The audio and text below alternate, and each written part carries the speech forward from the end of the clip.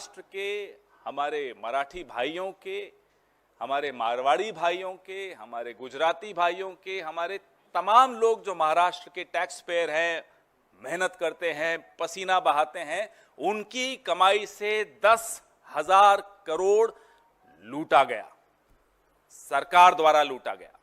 आप बढ़ाइए इसको भी साथ साथ।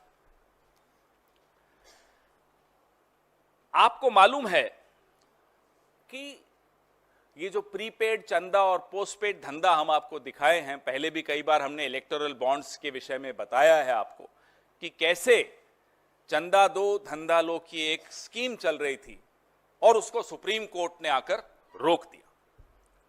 और जब से सुप्रीम कोर्ट ने इस चंदा दो धंधा लो स्कीम को रोका, तब से अब नई नई स्कीम्स लगाई जा रही हैं कि अब पैसा कैसे बटोरें, अब धन कैसे एकत्रित करें, अब कैसे लूटें।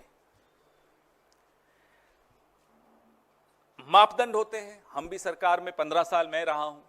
टेंडर्स जब निकलते हैं, इंफ्रास्ट्रक्चर के टेंडर्स निकलते हैं, उसके मापदंड होते हैं और वो मापदंड कई गाइडलाइंस को दिमाग में रखते हुए, उसमें सीवीसी है, उसमें तमाम अलग अलग गाइडलाइंस हैं जिनको दिमाग में रखते हुए बनाए गए हैं।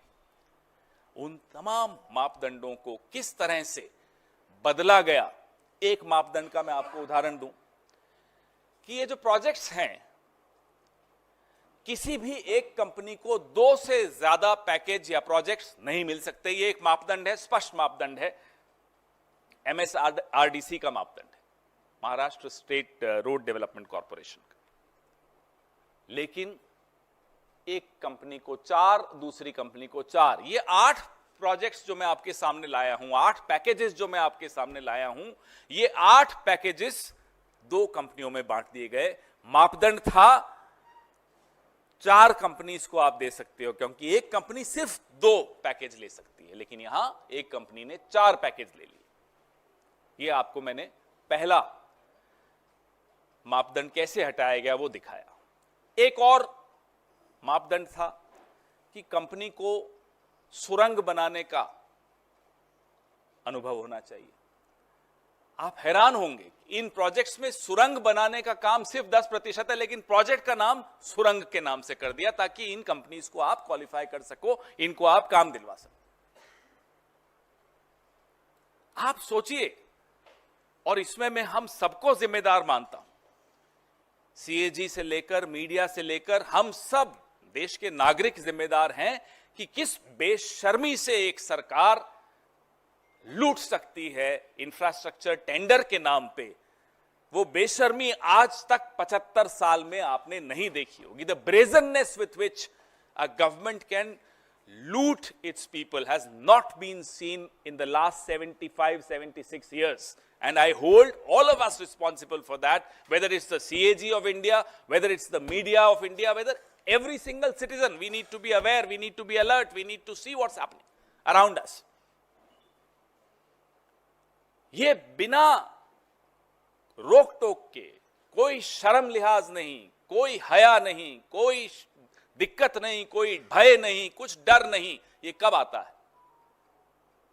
जब आपको भरोसा होता है कि कोई देख नहीं रहा, और अगर कोई देख रहा है तो भी मेरा कोई कुछ नहीं बिगाड़ सकता। ये मानसिकता इस सरकार की, भाजपा सरकार की ऐसी आ गई है कि पहले जो काम महाराष्ट्र में हम सुनते थे, बचपन में आप लोग भी सुनते थे कि डी कंपनी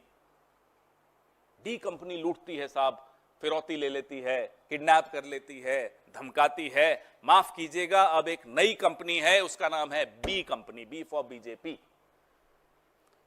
अब यह काम बी कंपनी कर रही है। इलेक्टोरल बॉन्ड्स में भी 13% इलेक्टोरल बॉन्ड्स का चंदा महाराष्ट्र से वसूला गया था। बी कंपनी, याद रखिएगा, यह नाम अब बार बार दोहराया जाएगा। एक जमाने में डी कंपनी थी, आज मोदी युग में, अमित शाह के युग में बी कंपनी आ गई है और लूट रही है महाराष्ट्र। आप ये जो सामने आपको दिखाया जा रहा है, इसमें आपको एक और चौंकाने वाली बात मिलेगी कि जो प्रति किलोमीटर की लागत कंस्ट्रक्शन करने की बाकी राज्यों में या एनएचएआई ने जो प्रोजेक्ट्स आवंटित किए थे, उसमें प्रति किलोमीटर की लागत कितनी थी वो आपके सामने है। थोड़ा इसको दिख रहा है आपको क्लियरली? और इन प्रोजेक्ट्स, जिन प्रोजेक्ट्स को मैं आपके सामने लाया हूं महाराष्ट्र के, इसमें वो लागत दुगुनी कर दी गई। एनसीआर करंट न्यूज़ को सब्सक्राइब करें और नोटिफिकेशन सबसे पहले पाने के लिए दबाएं बेल आइकॉन।